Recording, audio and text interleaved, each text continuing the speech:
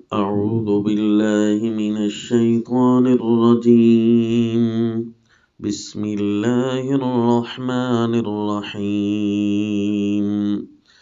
هل أتاك حديث الغاشية وجوه يومئذ خاشعة عاملة ناصبة وصلی اللہ علی النبی الکریم۔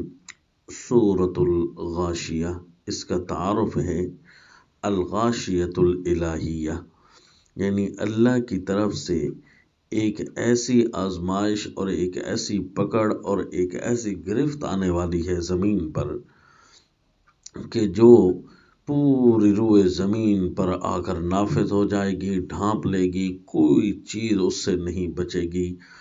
جو چیز زمین پر ہے یا زمین سے متعلقہ جو بھی چیزیں ہیں، یعنی جہاں جہاں تک زمین کے فوائد ہیں وہاں وہاں تک، حتیٰ کہ سورج اور چاند تک بھی قیامت نافذ ہو جائے گی۔ اتنی بڑی الغاشیہ ہے۔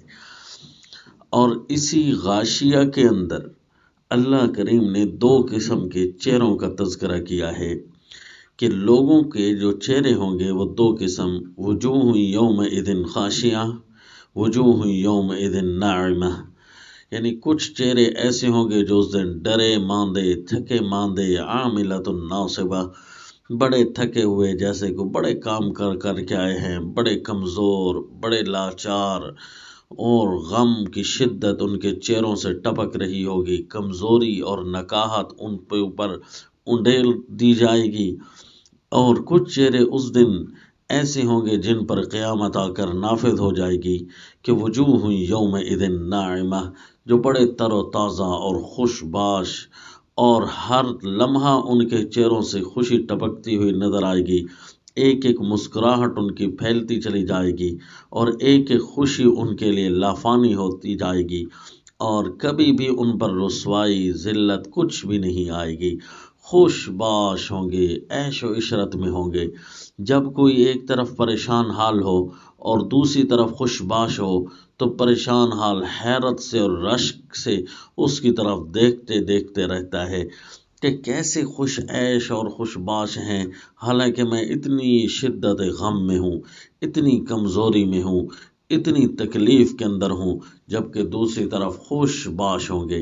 اب یہ اپنے ہاتھ میں ہے۔ اللہ کریم فرماتے ہیں اس صورت کے اندر کہ غاشیہ والے دن تمہیں کیا کرنا ہے، یا غاشیہ والے دن تمہارے ساتھ ہوگا کیا، یہ چیز ابھی تمہارے ہاتھ میں ہے۔ کیسے کہ فذکر انما انت مذکر لست علیہم بمسیطر الا من تولی وکفر فیعذبہ اللہ العذاب الاکبر۔ میرے پیغمبر آپ واعظ کرتے رہیں، نصیحت کرتے رہیں، جو نصیحت مانتا چلا جائے گا، واعظ کو لیتا چلا جائے گا، اسی کے مطابق اپنے آپ کو ڈھالتا چلا جائے گا، وہ جو ناعمہ میں داخل ہو گیا۔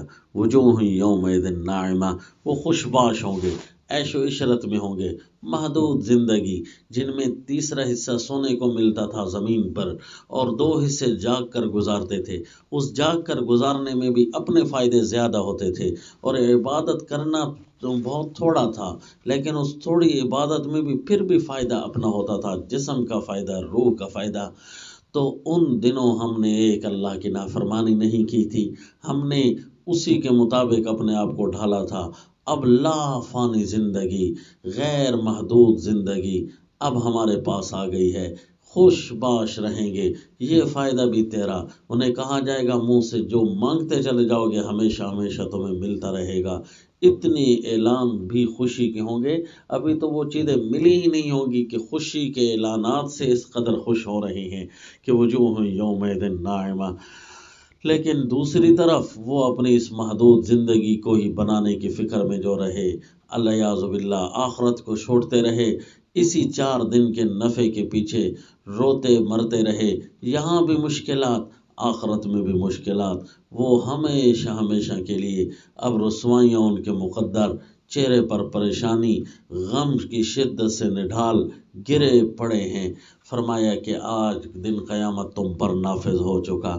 زمین پر تم دیکھتے نہیں تھے، اللہ سب کچھ کر سکتے تھے، کیا چیزیں چاہیے تھی تمہیں، افلا ينظرون الى الابل كيف خلقت والى السماء كيف رفعت والى الجبال كيف نصبت والى الارض كيف سطحت.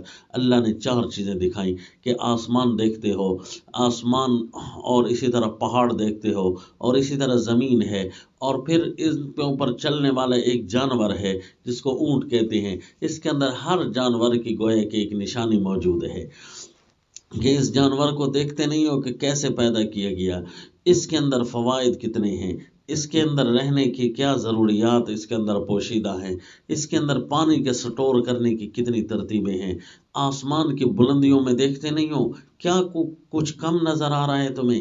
یہ جو پہاڑ ہیں، ان پہاڑوں کے نصب شدہ نظام کو ہی دیکھ کر تم حیرت میں ڈوب جاتے. ایک اللہ کیا سب کچھ میرا نہیں کر سکتا؟ جو اللہ ان پہاڑوں کو نافذ کر سکتا ہے، نصب کر سکتا ہے. وَإِلَى الْأَرْضِ كَيْفَ سُطِحَتْ، زمین کی کبھی کوئی ٹیڑھ تم نے دیکھی ہے کہ جو نقصان دہ ہو؟ نہیں، زمین کے بچھانے کے اندر بھی بڑے کمال اور حکمتیں ہیں. یہ ٹنوں کے ٹن، اربوں ٹن یہ دریاؤں اور سمندروں کے پانیوں کو اٹھا کر یہ گھوم رہی ہے اور چل رہی ہے.